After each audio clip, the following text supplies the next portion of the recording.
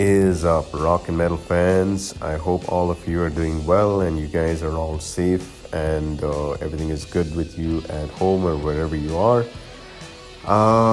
So here's the next installment for this series for those about to rock. Guys who want to check out and know where to start by listening to a lot of legacy bands or perhaps new bands or bands you just might not be too familiar with and so on. So here to give you those sort of tips as to what you could look for, and here for this specific video I have what I would call as my three favorite W's. All three bands obviously have their names starting with W, so I thought it would be good because while I do enjoy a lot of their discography in this case, just like I did with another video where I had Firehouse Europe and Skid Row, here I've got Warrant, W.A.S.P and Whitesnake together. So which are the albums that I think you guys should listen to and which should definitely be favorites of mine? Let me know you guys what you think. Let me know your thoughts in the comments below and let's get into it. So obviously starting with Warrant, I would have to pick this one. Now, yes, I know a lot of guys would say yes, obvious choice, but this is one hell of a record, guys. I mean, you really want to know about what good, gritty, in-your-face mainstream rock is all about, or just rock in general. This is it. I mean, this is a great album through and through, and I would say that there are a lot of great tracks out here. I think the late Janie Lane, God rest his soul, did a fabulous job here along with the rest of the guys. I think there's some great tunes which you can obviously check out. So I mean, songs like obviously the title track itself, Cherry Pie, Uncle Tom's Cabin. Wow, what a riff that is. I mean, that's really the first Warrant song I ever heard in my life, and I was just blown. It was like I felt the same way like when I heard Firehouse's song, Bye Bye Baby Bye Bye, which was the song All She Wrote. Excuse me, All She Wrote, yeah.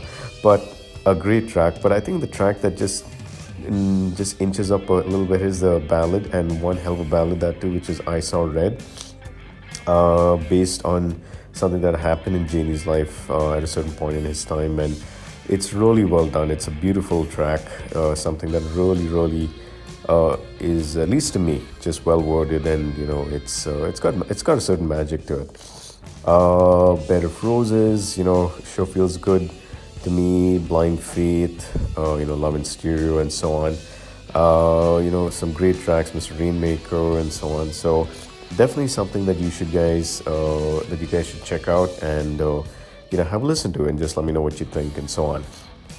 And coming next to W.A.S.P, yes, and it would be this album. And I just got to point this out. I mean, I'm sure a lot of you guys know it, it's pretty obvious, but if you look at the cover, I mean, it shows this guy lying in his bed. But if you really look at it closely, again, you realize that he's kind of like this martyr, like kind of like a crucified person, because the way the shadows falling on the bed and the way his blanket is and so on, it looks like he's on a cross and so on. So that was a pretty interesting image sort of to look at, and just the way it sort of feels as a package when you actually look at the CD case or the vinyl and so on. It's pretty damn good. Coming to the actual tracks themselves, it's actually, this album is actually kind of like a rock opera of sorts. It's an album that tells the story of fictional rock star guy called Jonathan Steele. So Blackie Lawless is obviously the main songwriter out here. I mean, this is his band obviously, but through and through, I think the Crimson Idol is the album that really, to me, really summarizes what the W.A.S.P sound is all about. Now again, there could be bigger W.A.S.P fans out there, W.A.S.P fans, sorry guys, got a bit of a cold.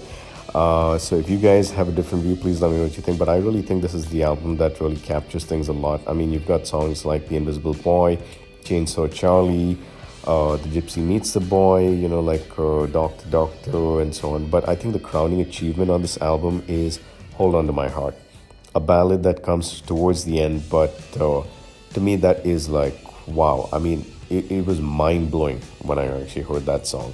So it's definitely an album you guys should definitely give a listen to, hear it out, just soak it in. It takes multiple listens to really appreciate all the elements to it. Not to try and say it's a bit esoteric or anything like that. I'm just saying that there's a lot that you can actually gain when you keep listening to it, as often as you can. There's a lot of depth to it. I think that's the key word. Key thing I'm just looking to try and get across to you guys. There's a lot of depth, so do check that out. And finally, we come to the last of the W bands, which is Whitesnake, and I'd like to actually pick this one. So yes, this is the self-titled Whitesnake 1987 album. Their most successful.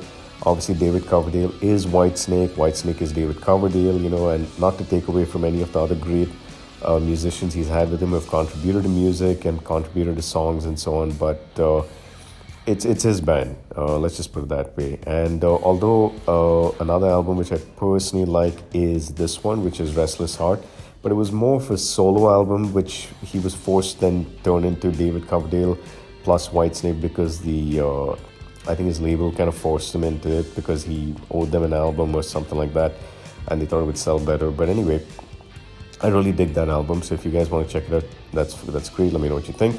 But coming back to it, this is really the album where you guys could probably start off and get into as to what the Whitesnake sound is all about.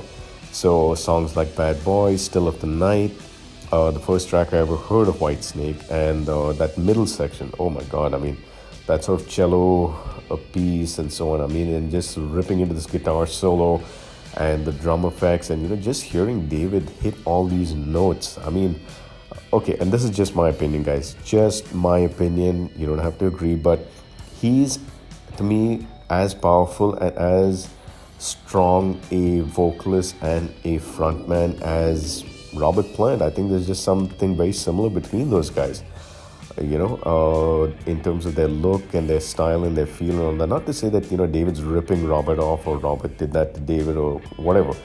I'm not trying to get into that, but what I'm just saying is that there's something interesting about the way those two guys stand together and really hold the crowd and so on. So, the thing is that David's voice is phenomenal on this, and I think you look at other tracks like Don't Turn Away, Children of the Night, Here I Go Again, which was a kind of a redone version because this actually came on a previous record early in their discography, but Is This Love, another very popular tune by them and so on. And finally, You're Gonna Break My Heart Again, which is a really hard, strong, gritty rock number. There's something really interesting about the dynamics of that song. So all in all, guys, those are my thoughts. This is what I think would be each of the records from these three wonderful bands. Let me know what you guys think in the comments below. I'd love to hear from you. If you have different of view, you disagree, you agree, have a different recommendation, love to know it. Thank you all for so much of your support and for writing in and letting me know which bands you would be interested in hearing about. And I will catch you guys in the next edition. So till then, guys, take care and rock on.